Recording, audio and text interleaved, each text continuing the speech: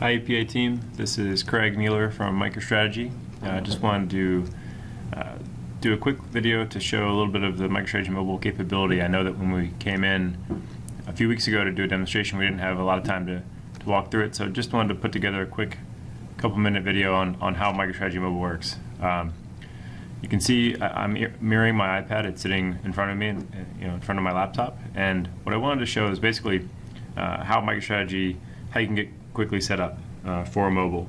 So if I go to the App Store and search for MicroStrategy, you'll get a few results. The first one is the for iPad only, which is what I've selected now. On the top left corner, if I tap on that, you can see some details about it. But you can download this app, and once you've done that, you would have a compiled native application for MicroStrategy on your iPad. When you first launch it, you'll have a set of demos and product guides and things like that that you can explore. I encourage you to. They've got a lot of good use cases for different types of industries and different workflows, etc. That I think are pretty handy. The product guides I think are also fairly useful, not even just for mobile design, but just MicroStrategy information in general, looking at setting up interactivity and different types of prompts, etc., that you can explore if you would like. With MicroStrategy, the way that it works is essentially you have a mobile server that the iPads or iPhones or Android devices can connect to and can read the same reports and dashboards that you've built that you may be using already in web. So what I've done is created a mobile configuration link and emailed it to myself, and this will basically, when I tap on it, it will relaunch the MicroStrategy app and point it to the environment that the EPA project is currently living and running.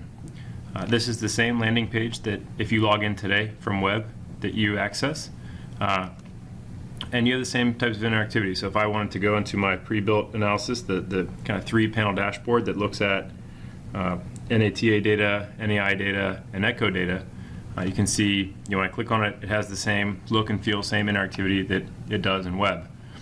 Some enhancements, actually, I guess you could say, depending on kind of your preferences on how it renders things and the interactivity. Because it's a native app, it's all a very native experience, touch optimized, etc.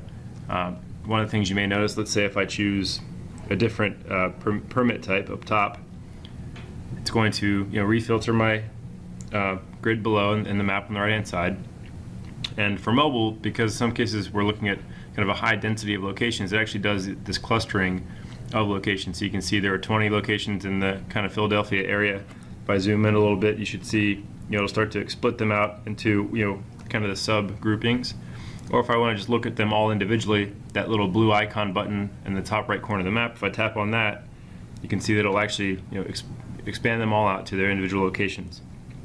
I can of course tap on a location and it's going to show me the name of it, lat and long data that we have included, some penalty information, etc. Within there. I've also got some similar kind of filtering or selecting capabilities that I can access.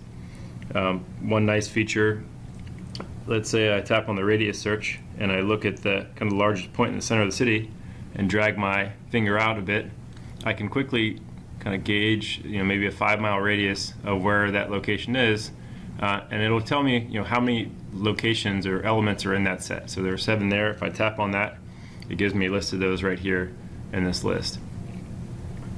And I can tap on one and see that information if I'd like. It'll show me which point it is, etc. You notice right now we're not seeing the filtering panel that exists in web. It does, and it is a part of the mobile app. It's just hidden so that you can kind of optimize your screen real estate. Up in the very top right, there's a little filtering icon. If I tap on that, it will actually launch that filtering panel. And now I can say, maybe look at one particular permit type. So maybe instead of all, I just really want to look at my major emissions and maybe my major and minor. And you can see that as I do that, it updates my visualization on the right hand side. And again, I can tap the filtering icon and it will kind of reduce that tray down so you don't see it. I can also expand my maps if I want, or my visualizations to take up the whole screen. So lots of kind of easy interactivity within the dashboard. Tapping through, I've got the same capability to do shape files over maps. All the visualizations that we looked at in web, supported in mobile. And I guess one nice feature I wanted to show very quickly is that because both mobile and web are using the same set of dashboards and reports, kind of all the objects, it's the exact same kind of metadata, I can make quick changes in web and see those very quickly reflected in mobile. So you notice behind me I'm logged in through the web browser, probably like you've been doing during the evaluation. If I click on the home button just to get us back to that landing screen, and I go into my pre-built analysis, I'm going to make two quick changes just to show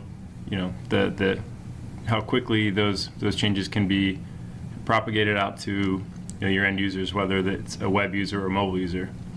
So I'm going to change the title name, just change dashboard to analysis. And I'm also just going to reverse the order of my filtering objects. So now my permit types are at the top, my dates are at the bottom.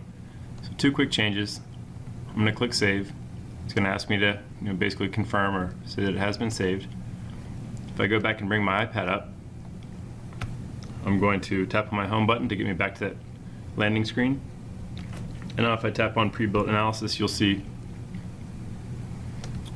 the title has been renamed to analysis, or to include analysis, and the filtering capability is reversed, right? So just that quickly, those changes can be sent out or made available to anyone who's accessing these dashboards. So pretty nice from a development and rollout perspective.